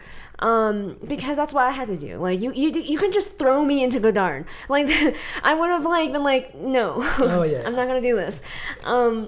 You when you're kind of a basic movie watcher, you start with the basics, the blockbusters, the easier stuff. And eventually, at first, at least for me, I had to like find like lists of like top movies you have to watch in your life or something like that. Eventually, you'll come across a movie that you really, really like, and you take note of the director, like you said, and you watch their entire catalog of movies. So like, if you like Dark Knight, that's a pretty basic movie that most people have seen. And most people like. Yeah. Then take note, like Christopher Nolan directed that. What other movies has he directed? Oh, Inception, Tenet, all these, like, and you just go, like, watch all of them. Like, it's really fascinating to go backwards in a director's career and see, like, oh, if Dark Knight is where he was at then, what was, like, his very first movie? And see how, like, wow, he really grew, or, like his style changed over time, and that's really cool. And like you said, like the library is kind of your best friend because you can rent the Blu-rays or the DVDs, and you obsessed over the behind the scenes. I have a friend like that too. He would he loved buying Blu-rays just for the extra scenes, the behind the scenes stuff. Yeah, it's no good when you're like watching it on Netflix or renting on Amazon, because you get to watch the movie, but then you don't get to delve into the people who made it and the thought behind making it. And I'm adamant, I know it's an ancient place and nobody goes there anymore, but I'm adamant, if you want to get into this, it's so much cheaper too. Go to the library and get a DVD. Even if you have to get on DVD, if you play a DVD in your Xbox, it still looks pretty good. Yeah. Even if your TV is really, it looks fine. The thing that actually suffers the most when you watch a DVD is the sound. The sound isn't very good. But watch a DVD, watch something. Watch. Let's say you like. That's a good example. You watch The Dark Knight, and then, ooh, what's this Insomnia movie? Ooh, what is this? What's the Magician one again? Oh, what's The Prestige? Yeah. I'm gonna try watching that. And then you go to the library and you rent it. And the reason why you want to go to the library is because they have the actual DVDs, and they have the commentary and the bonus features, and that's what you want to watch, because that stuff is going to, like, if you have already made your little rinky-dink film, you're going to listen to a master, hopefully, talk about it, and then you're going to go like, dang, so that's what they think? You'll think that's crazy. Yeah. It's going to blow your mind open. So like my history with watching audio commentary is very, very, very vast. Like, I think when I was 12 or 13, I watched End of Evangelion like 50 times. And I would listen to and of those 50 times, I listened to the director's commentary and the voice actor commentary like 25 of the 50 times. And it was just really fascinating about like hearing, like how the woes of translating stuff and the stuff that would get lost in translation that had to rewrite, or just like behind the scenes stuff. And then like I got DVDs for episode 1 through 3, and like episode 1 through 3, I bet a lot of you have those DVDs. If you're listening, you're a fucking nerd if you listen to this show. But if you have that, you know how rich those DVDs were in like the special features, especially the first few runs of the making of the first 3 prequels. Like, despite what you think of them, it's a facet. Like there's a section there's this featurette that they have where like they show you the process and each person involved in movie making, from the producer, executive producer, and like the artist, and like it goes you through the whole thing. And I was like, I didn't know it because I was just a nerd watching everything Star Wars and every single bit of content in this DVD, but like that was my education. And then like, my God, I was like, I grew up in the best time for movies. And then like, The Lord of the Rings and Harry Potter would come out, and I did like all of those had director commentaries and behind the scenes featurettes about designing the monsters, designing the world, the actors, and being New Zealand in Lord of the Rings, and what they did in their downtime. They went like fishing and skydiving and did all sorts of cool shit. Like, and then you learn about like, oh wow, so like movies, there's like these things take a long time to make, so much so that like they even have vacations in between, and you learn so much.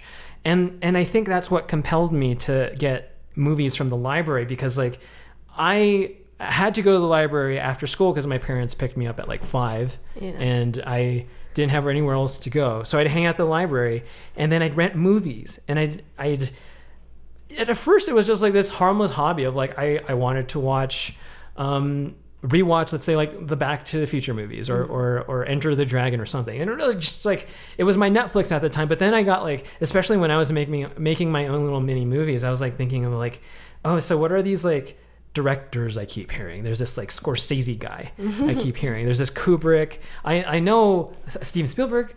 I know that guy. But like, who are these other guys? And then like, I remember if you have the DVD collection of Kubrick, it's these white DVDs with like an iconic image in the cover, and then like written in the logo against white on the spine was like Clockwork Orange, Full Metal Jacket, fucking Barry Lyndon, and then like I think this was The Shining. It was some part of like this Kubrick collection, and like as long as I found the white spine with the epic looking name, I knew that movie was by this director. So I'd take all of them and then I remember hauling them and putting them on top of the counter, and then the librarian was like, "Oh, are you a film student?" And I'm like, "No, I'm in high school. I just want to watch these movies." Into these movies. And then like she started talking about like, "Oh man, like, oh, this is a great one, Clockwork Orange, but did you know that like Kubrick got in a lot of trouble because there were lots of copycats?" I had no fucking clue what she was talking about until I watched the movie, and I was like, "Damn."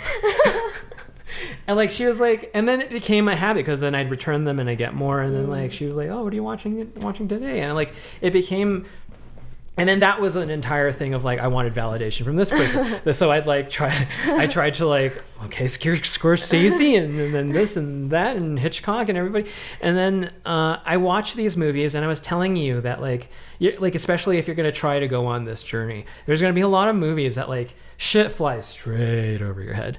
Like you don't know. Like for example, I was watching Full Metal Jacket. I didn't understand a lot of stuff. I mean, I understood like the basics of like, this is boot camp, this is war, people die in war, and this is a very viscerally shot movie about it. But then like there's stuff about like, oh, the Vietnam War, the conditions of the young men, and the subversive stuff some have done in the war.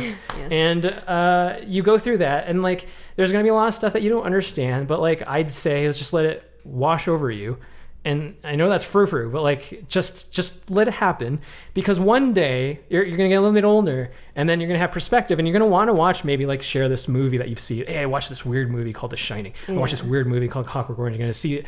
You watch it with your friend, and then you have lived life, or you've experienced things. You know a little bit more about history, a little bit more about politics, and a little bit more about yourself. And then you watch Clockwork Orange, and you go like, holy shit, there's like a there's an entire angle to this movie I haven't even seen. There's a movie that I've seen recently that I was just like, I don't even remember this part of the movie, but like I can't believe there's this whole angle to this movie. I had no idea. And it was Whiplash. Oh yeah. It was rewatching Whiplash and going like, this is not the same movie. This is not, it's just, when I watched this movie when I graduated college, I thought this was a die for your art movie, and like, yeah, you know, you gotta work hard for your shit.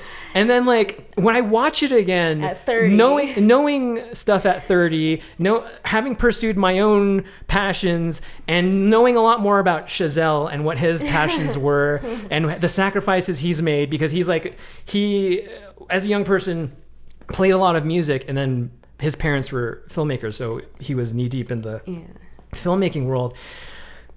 So like I really think a lot of his movies are about his relationship with like, I believe La La Land is that. Yes. And I need to rewatch it again, but I think La La Land is about him saying goodbye to like this dream that he once had. Right, yeah. Or it's almost like saying goodbye to each other. Yes. The dreams that like both his sides have had. And like I think Chazelle's a really neat character, because like he seems like a really reluctant filmmaker.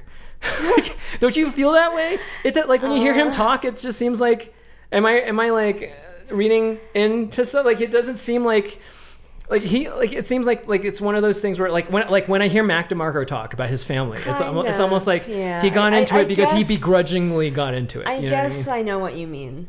Yeah, like you've known those art friends that you've had who have art parents. I don't know if this is like specifically very like unique to us because we grew up in LA. There is a truth to nepotism that like I think it is easier if you have family in whatever industry. It doesn't even matter what industry. It's like if your whole entire family are doctors, it's probably easier for you to become a doctor. There's nepotism involved in Hollywood, a lot of it, but if you know people who parents were artists, or parents were musicians, or parents worked in Hollywood as filmmakers, or just produced whatever, you as a child had an unfair advantage, not because they gave you some special treatment or something, but simply because you were their child. So like we have a lot of friends whose parents were artists, like very successful artists. They just grew up around like the best art techniques.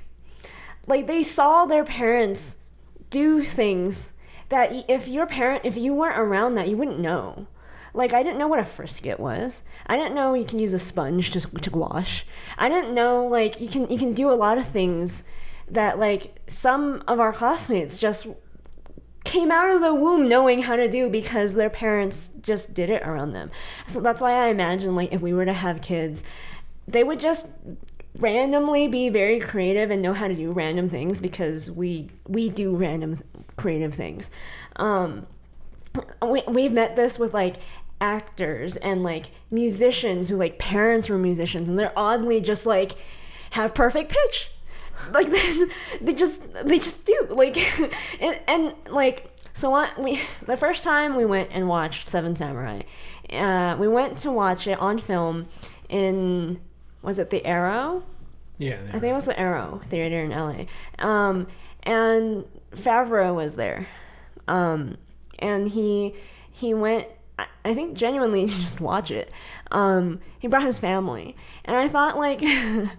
Who brings their like little kids to watch Seven Samurai? And then like the kids don't understand how monumental it is to watch Seven Samurai in film. And then they're watching all of this unfold, and meanwhile they're thinking, "Man, I want to play Fortnite." But they don't understand. And that's what I mean. Where like you sometimes have to just let these things happen. One day you're going to appreciate it. Yeah. Hopefully. And it's like those kids won't know this until they're much older, but like just being in that environment, being in a way forced to watch Seven Samurai at a very young age because your dad is Jon Favreau, it like sinks, it's in your blood, and you know things other people don't. You're just better at filmmaking. You're better at doing a lot of these things. Like, it's weird that way. I don't believe in special ability or super talent or whatever, but like I do believe that, like, man, when like you meet somebody who's talented and their parents are talented, it shows. Yeah, it really does. Which is why, like, when you say like people, like they call like people like Chazelle like nepotism babies because they're like unfairly talented and also have like all the opportunities because their parents had like have connections or whatever. But I also like, I can see what you mean. Like, Chazelle seems a little bit like reluctant. Like, he's one of those people that I'm like, yeah, you have one of those like your family's in this industry, so you're like just unfairly kind of good at it because like you've been watching Godard since you were like 2. Like, I get it. Like, so rewatching Whiplash again, I was thinking like, geez, this is like a critique on work, like basically people who work hard and the naivete of you thinking that like you are better than people just because you're talented or you're better than your family you're just because destined for something. Yeah, you're destined for something just because you know how to do something that requires some modicum of talent. And like truly, when I was watching it this time recently, I think it was in your parents' place, I was like I remember relating to Miles Teller like crazy, and then relating to what's his name? J.K. Simmons. Like, oh yeah, it's like a teacher I had. Oh, it's like Bob or whatever. And then thinking like, yeah, that was my life at Art Center, man. And then I look at this movie now and I go like Chazelle couldn't be more obvious about how he's making fun of Miles Teller. Yes. Like, Miles Teller is as bad as the new guy in our skits. Like, he's that fucking guy. He makes, like, a professional should look at Miles Teller and go like, that is everything that was wrong with me. Yes. That was all these were all of the wrong reasons why I did art in the first place. Yeah, it's a cautionary tale. And I really don't, like, I know all art is subjective, but I really feel like that's Chazelle's intent with Whiplash. There's a movie you watch when you're young, and that you see when you watch that movie, you see one movie when you're young and you see a completely different movie when you're older. It's amazing. It's pretty amazing. Like, I remember Lex Freeman talking about how, you sometimes need people like J.K. Simmons to push you, and yes, that's true, but that's not what that was. Yeah. J.K. Simmons is a fucking asshole. Yeah. He's a fucking asshole in that movie. He's a fucking manipulative asshole who will try to be like, buddy with you to try to get information out of you and use it to fuck with you. Yeah. And I don't, like, that's not healthy. That's not being a strong artist. That's not being a good artist. You're not pushing anybody. You're only fucking with people's heads. Yeah. And I look back at that movie and I go like, the only person I relate with is Miles Teller's dad, who tells him in the beginning of the movie, like it's Chazelle winking and nodding at the audience. The dad tells Miles Teller, boy, like, he says something like, with perspective, like, you look at a lot of things differently. Yeah. And that line in the script alone should tell you, like, this is what this movie is about. We should not be thinking that anything that goes on between Miles Teller and J.K. Simmons is a good thing at all. It's one of those movies where, like, for example, if you relate to Travis Bickle. Oh, it's like we call this watching movies wrong. Yes. If you relate to Travis Bickle, you got the wrong message. You fucked up. If you relate to Amy from Gone Girl, you messed up. Best dressed, you fucked up. Yeah. If you relate to what's his face from 500 Days of Summer, you suck. No. You just suck. That's not no. I love those kind of movies where, like, we can all be embarrassed by them and see some of them in ourselves, even the craziest people. But it's a problem when you go like, that's me. Yeah. Travis Bickle, man, that's like totally me. I don't think you wanted to say that. The FBI is going to be on your ass. I would say start with the easy stuff. Start with the stuff that's easy to digest. Like, and it will inform, like I said from the beginning, let's say you made like a little action movie, and then but like you completely fail, but you made it, so it's not a fail. And then you go and you watch like some crazy action movie that you like, and then you binge, you find a director you really like, you binge them, you find the commentary, and then you from there you said like you branch out to other directors by the stuff that these directors are recommending in the commentary. They're talking about like their influences maybe in interviews and stuff like that. Or if you're like going on YouTube and you see like, oh, Tarantino's in an interview with Christopher Nolan. Oh, I should watch their movies. Because like you'll find for like with usually great people hang out with other great people. Yeah, and they're very giving in like their influences. So like Tarantino will be like, I love what's his name, Leone, and Scorsese's all, I love Cassavetes. Like everyone's gonna be like, oh, I love Fincher's, like, oh, I love Hitchcock. And then you go back and you like, okay, let's watch these Kubrick movies, let's watch Cassavetes, let's watch.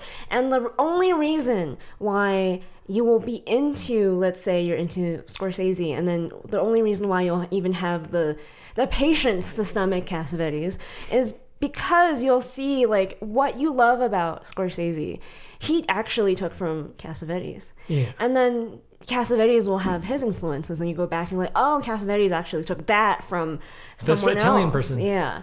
And that's how you, and then you go all the way back to your movie and you go like, wow, I can do action differently. It informs your art.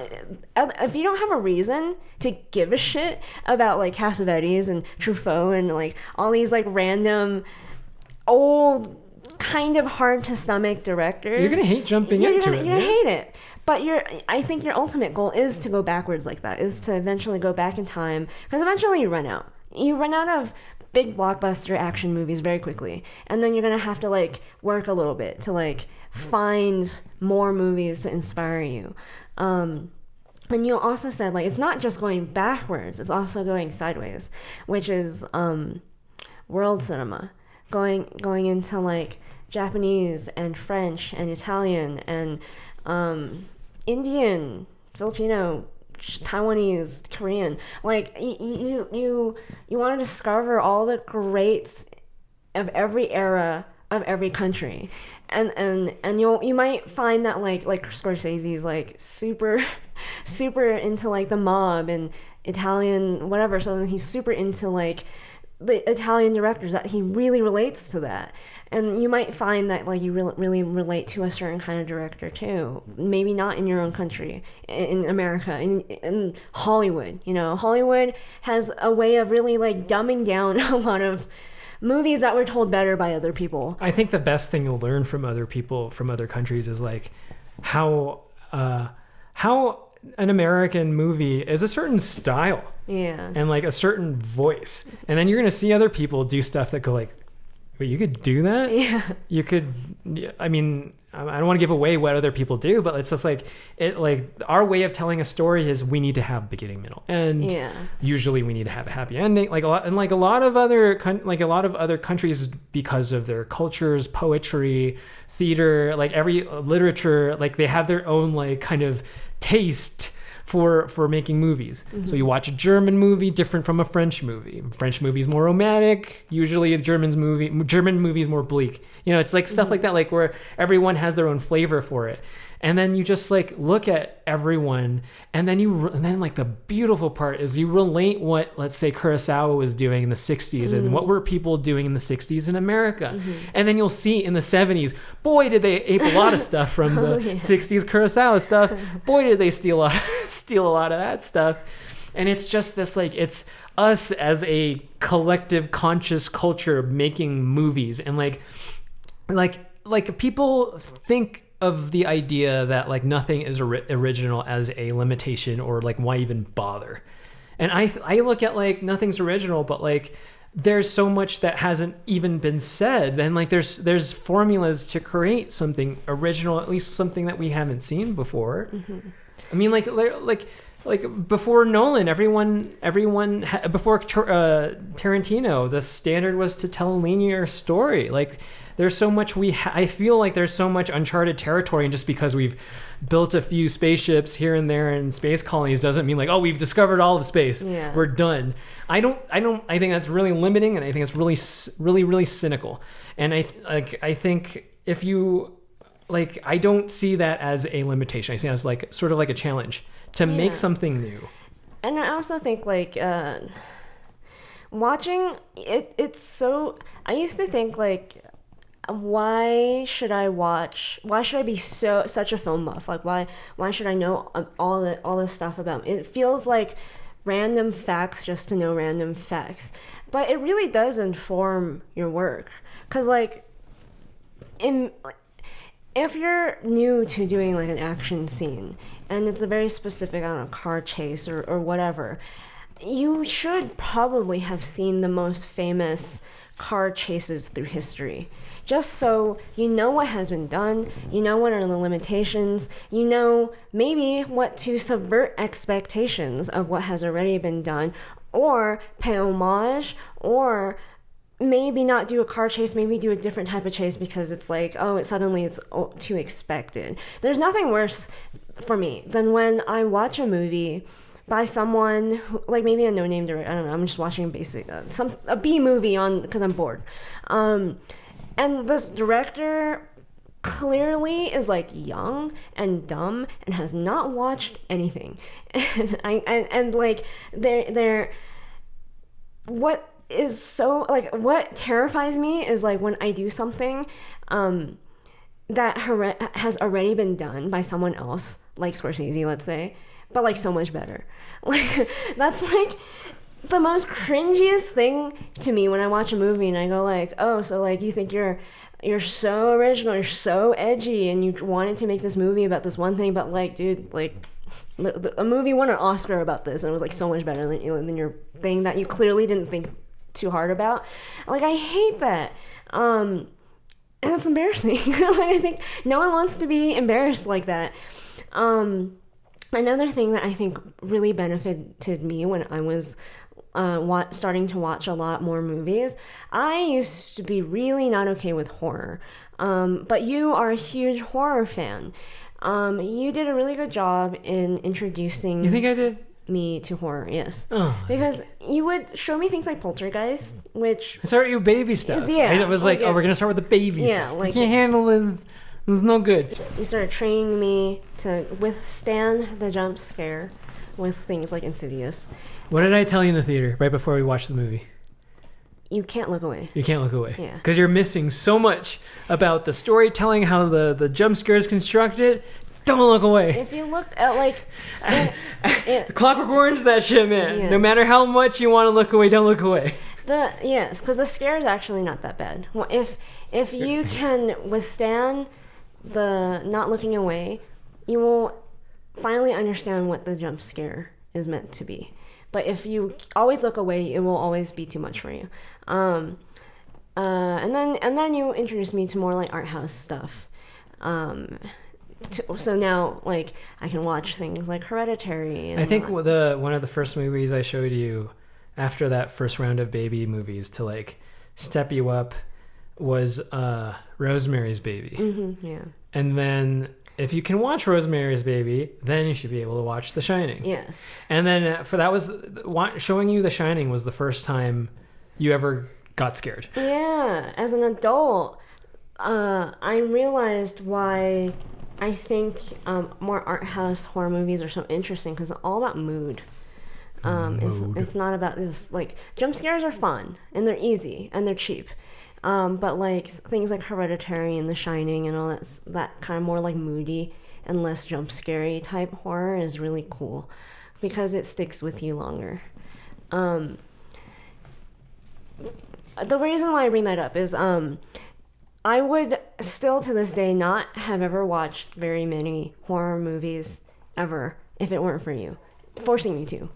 So I think in order to grow, you have to watch things that you probably won't like. You think you won't like. And it's hard to force yourself to do that. So it really does help to have a buddy to do this film journey with. Because a buddy specifically who has different tastes than you. So like I tend to like comedies, and you tend to like more serious, dark things. And so like we always feel like we're in the mood for something different all the time, and we get like good, well-rounded like bunch of movies that we like to watch. After you have like you've done all this movie watching, now it's time to go back to making movies. And I'm sure by then you'd probably like really be fantasizing about, especially after watching all these movies, about like, oh, what could I do this time? Yeah. I know so much more than I did the first time. Yeah. And it's this never-ending cycle. Like you watch movies, you make movies. You watch movies, you make movies. And that's kind of how to make your own film school without the money. This is like, if you do that, you're going to be so much further ahead than like some person who's like, in order to become a director, I need to get accepted into USC, and then I can begin my film school journey. Like, no, I'm pretty sure this is exactly what Tarantino, PTA, Scorsese, all like these great directors, what they did in their free time just because they wanted to from a very, very, very young age, just like you did.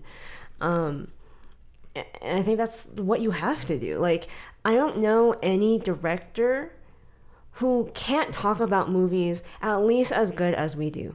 Like I genuinely, like, I make fun of the Disney directors who like pontificate about how like they know about Kurosawa, but like most people we talk to who want to be directors, we can have a conversation with them about a lot of these movies that a normal person probably have never heard of.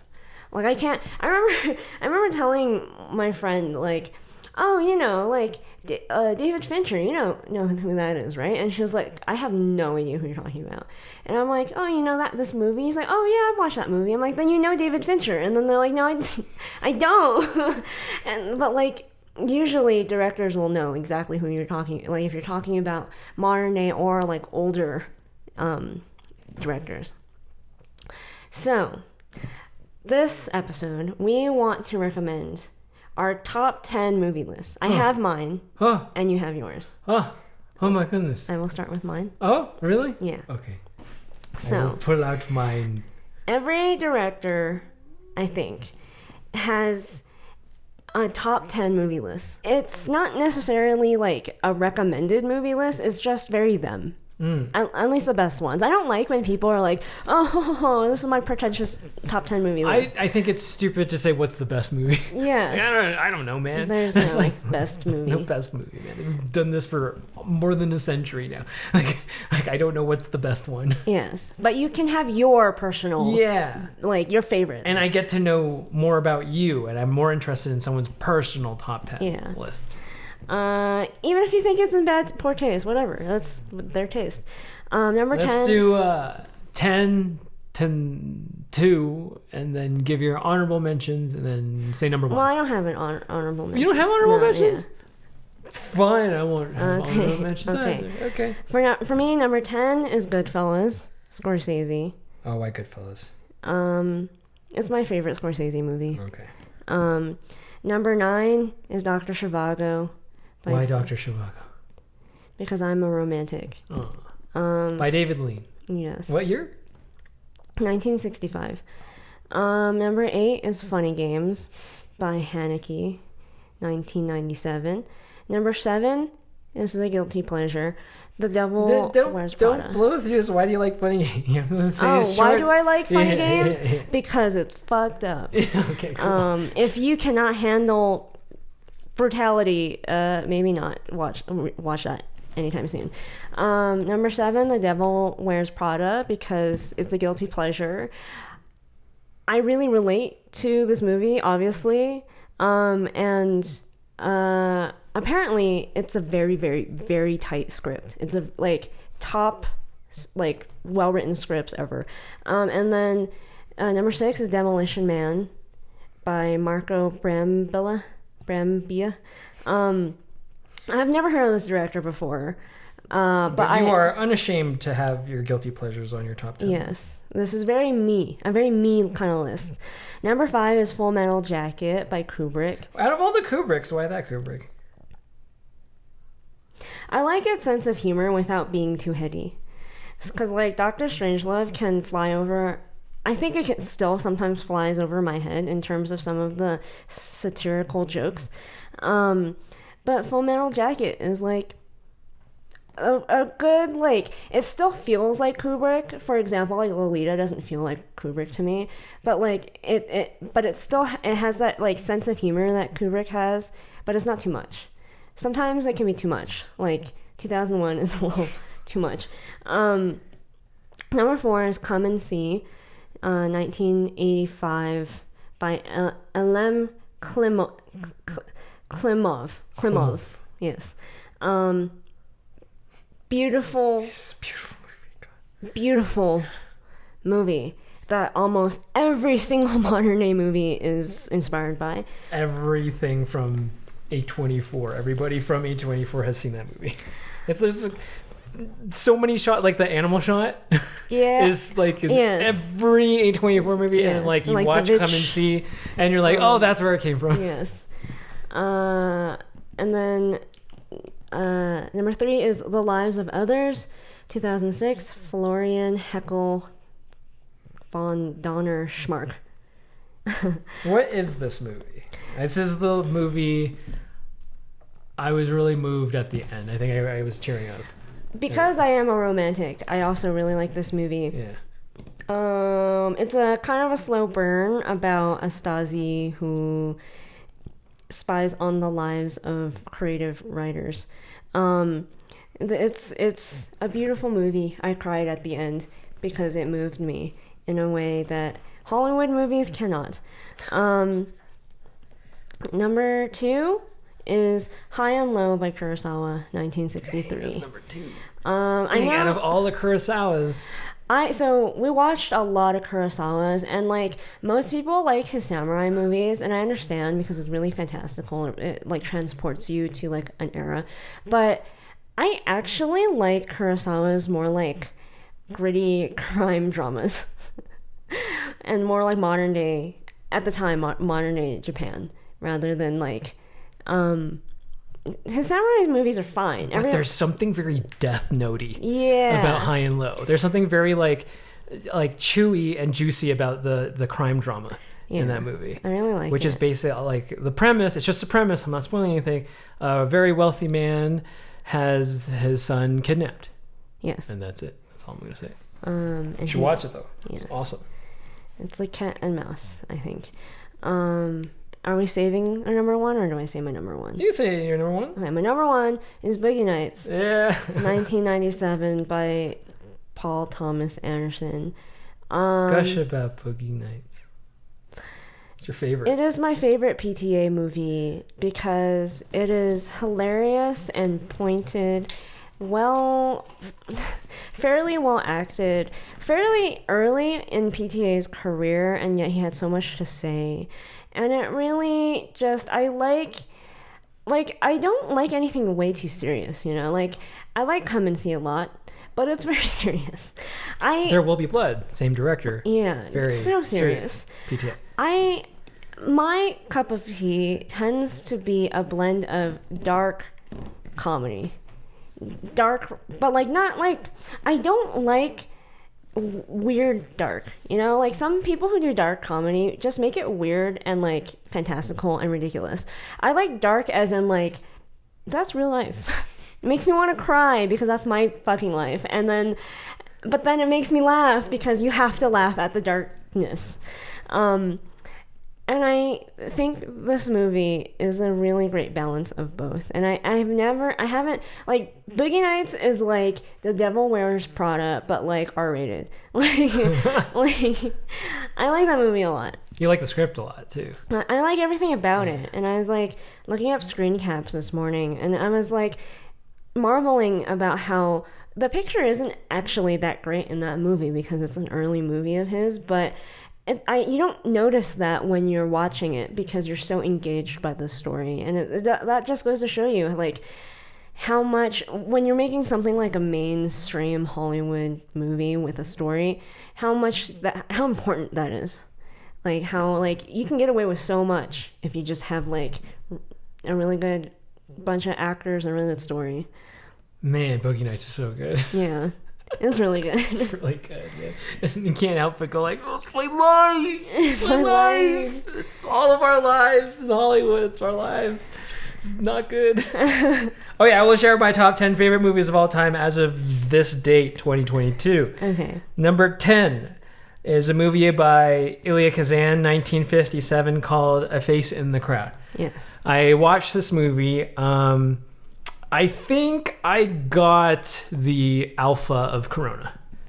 I think I got the worst case of Corona. You're like patient zero. I think I have no way of knowing for sure because I'm sure you've heard one of these stories that like there are people who got really sick that 2019 like in November, December. Yeah. I got really sick in December. And then you got me sick. Yeah.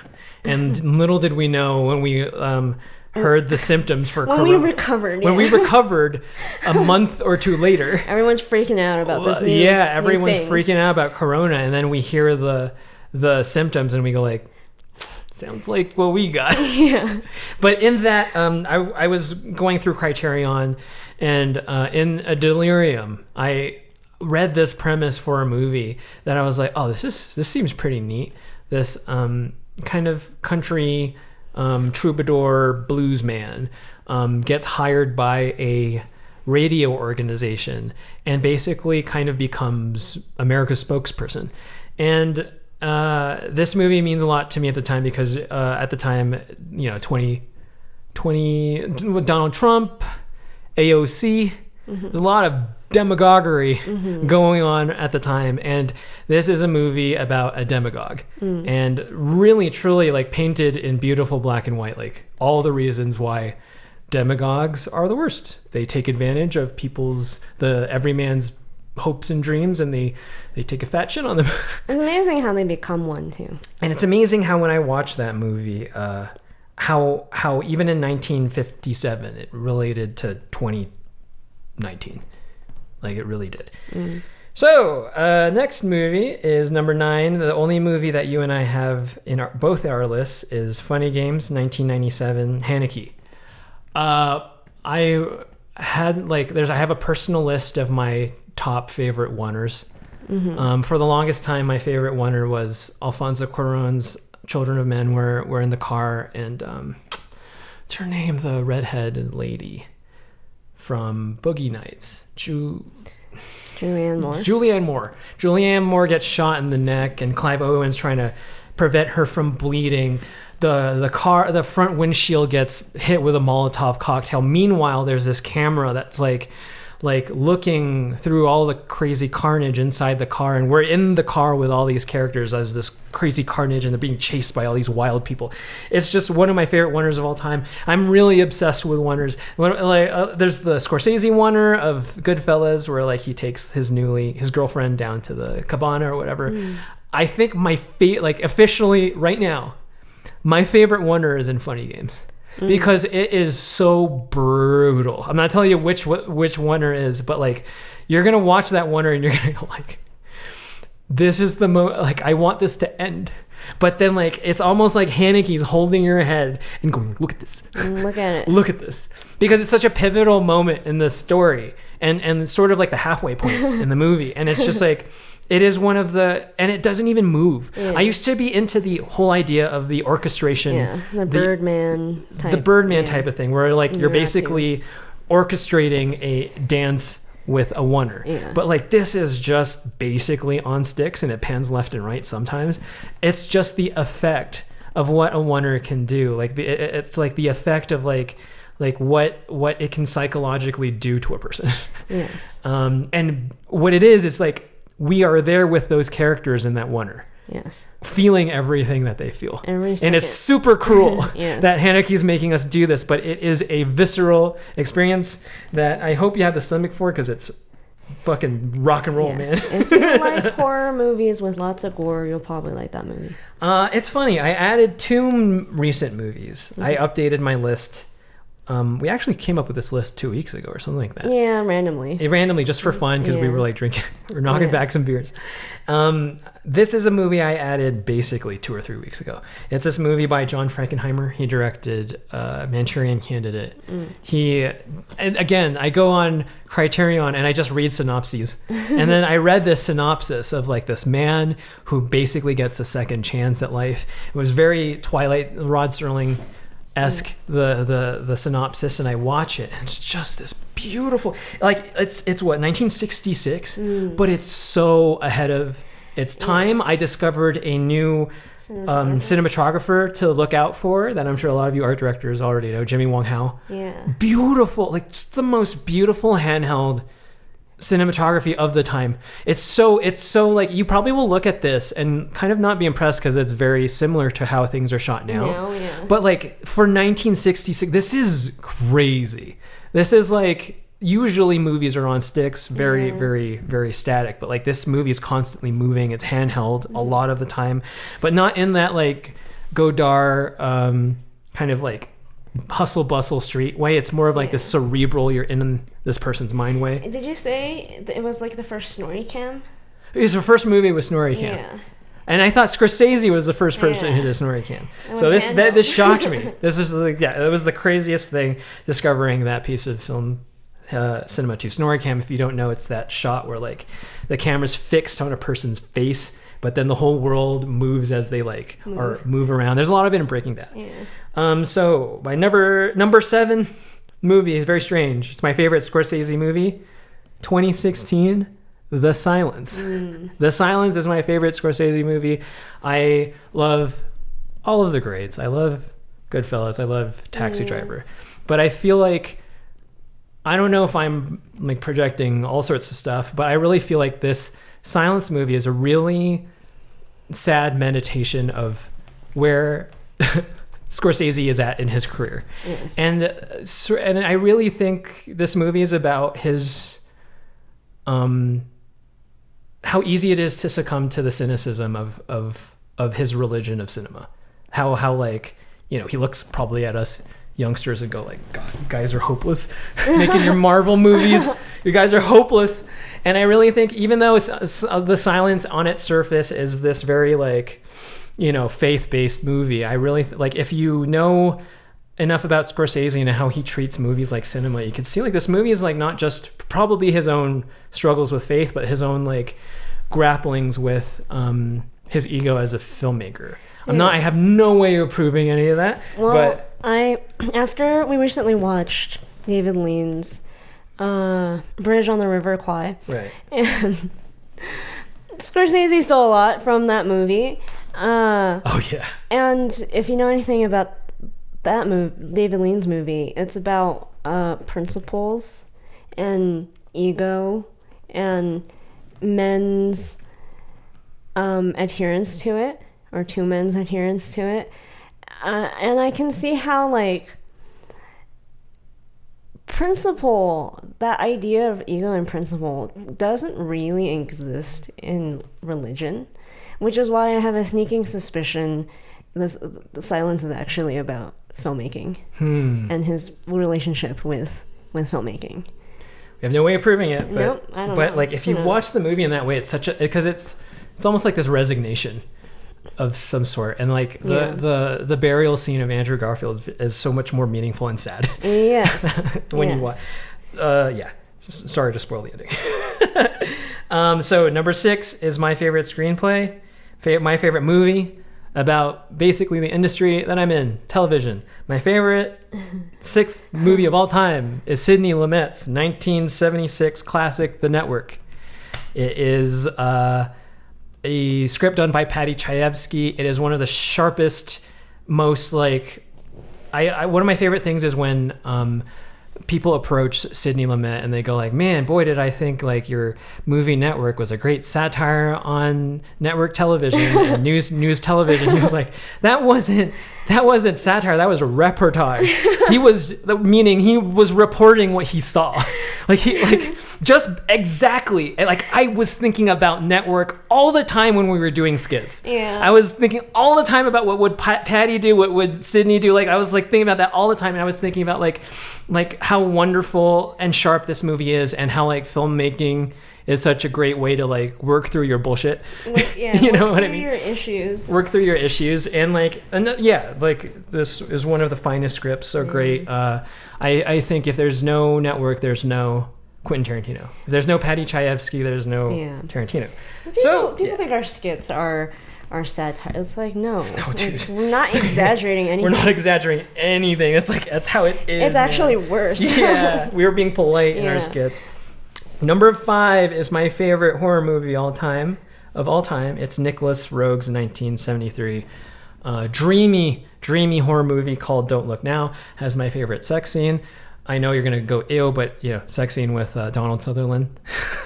It's a nice sex scene. It really is. You don't like it? I like it. It's fine. Anyway, beyond that, I think it's a wonderful meditation in horror and loss and loving somebody and losing somebody. And it's like, I think every great horror person will say horror is always like a great vehicle for telling a story about something else. Yes. And in this story, Don't Look Now, it's about a couple that loses their child. And it's almost like the story about coping is the horror story. And I just love that. I love the idea that like you could take a genre and then like work your own shit through it, and then like hide. You could make it more meaningful than just like Halloween, which is great. I love Halloween. I love Freddy Krueger. I love Texas Chainsaw. But like when especially like something like Hereditary, that's like about family drama, and sometimes you fucking hate your family. That's what Hereditary is all about. And that's sort of a lot of the themes in that movie. Yes. And it's really interesting to take a genre and take something very relatable like losing somebody and tell a neat story about that without being so literal. Yes. So you stop being literal. Yeah. And number 4 is my favorite Kubrick, 1964's Dr. Strangelove. I think basically everybody in Power is basically a character from Dr. Strangelove. I think Kubrick's approach to portraying our people in power is right on the money. I don't think like you watch C-SPAN, you think these people are like really put together people. No, they're just fucking people from Dr. Strangelove. Yeah, they think they know what they're doing. So beyond politics, it's I love the dark humor it has, and how like it's very unafraid to like poke fun at our leaders. Yes. And I love how beautiful it's shot. It's a terrific movie. I love those like shotgun zooms into like the plane stuff. It's just neat. Like the people in the war room being fed lobster, just like it's so real and sad at the same time. My third favorite movie is George Miller's 2015 epic Mad Max Fury Road. This is akin to your like Demolition Man. Yes. This is my guilty pleasure. Yes. I love this movie. I adore this movie. I love the weight of it. I don't really give two shits much about the story. It's truly just like the experience of like when you're a kid with the Tonka trucks and explosions, and then the guy flying, and then you see his silhouette and the blue skies like dangling like a rag doll. Like, I love all of that. I think Charlize Theron is really badass, even though they didn't give what's his face a lot to do. What's his name from Inception? Tom Hardy. I liked his physicality. It's just like a ridiculously epic action movie, and like the best one, probably in the past 10 years. My favorite one, at least. Like, I just think it's just, I mean, like, there's not like, I think in this echelon of experience, like fun experiences at the movies, like Mission Impossible, Fallout, Top Gun, and this movie have that like, and the theme. I remember we talked about this with the practical. I think we were talking about Top Gun. Yeah. We were talking about like, there's something about the weight of seeing something real, and having worked and having gone to school and like using computers and like and seeing and just growing up when Avatar came out and seeing how every movie uses CG, de-aging, putting a face on somebody's face, like all these things that are just like inventions of the past 10 years to just go back to basics of just like watching real cars just like smash into each other. It's just fun. And this movie is probably the movie that made me. A lot of other young people too is 1985 Robert Zemeckis' Back to the Future.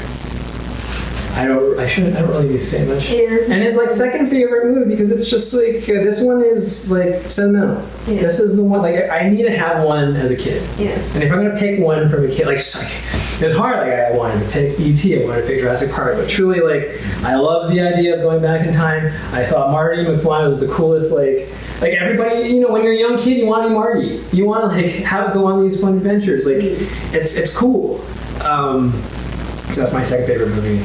And then number one is a movie that I've seen recently. And it knocked my previous number one movie off because I was like, motherfucker, you stole one of my favorite scenes from this movie was stolen from my new favorite number one movie. So my new favorite one movie is Francois Truffaut's 1959 debut, The 400 Blows. No, that's his debut. I think it was his debut. That's crazy. It's his debut, and it's basically based on his life. And like, I watched this movie, and it's the most relatable movie I've ever seen.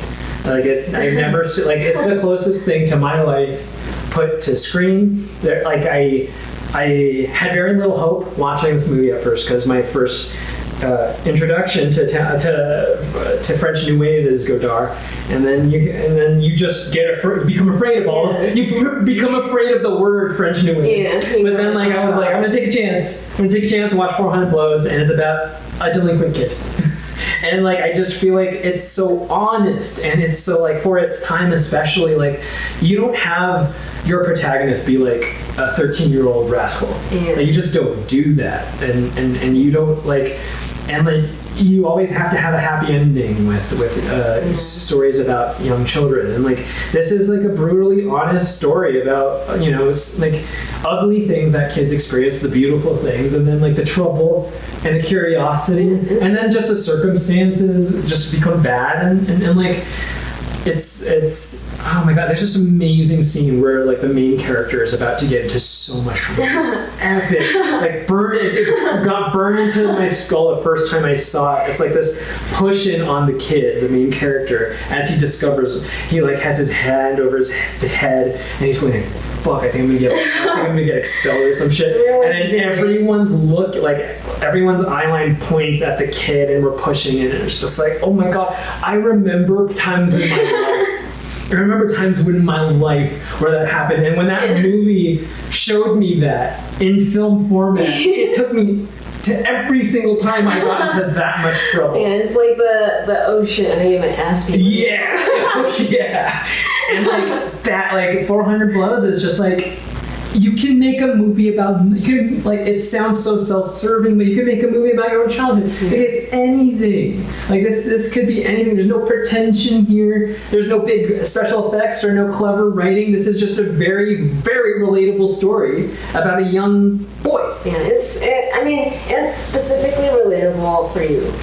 I wasn't as much of a troublemaker, but I imagine, like, this is your life. You kept going, like, oh, that's you. It's you. It is you. And I kept going, that's me. If you want to know what Vincent's like, it's watch it on movie. That's easier. If you want to know how we're both like, you should watch all the movies. Watch our movie. Yeah. We will post them in the link the description section. If you like this episode, make sure to like, subscribe, jingle all our bells and buttons, check out all these other episodes to binge all our other episodes, and we'll see you next time. Bye-bye.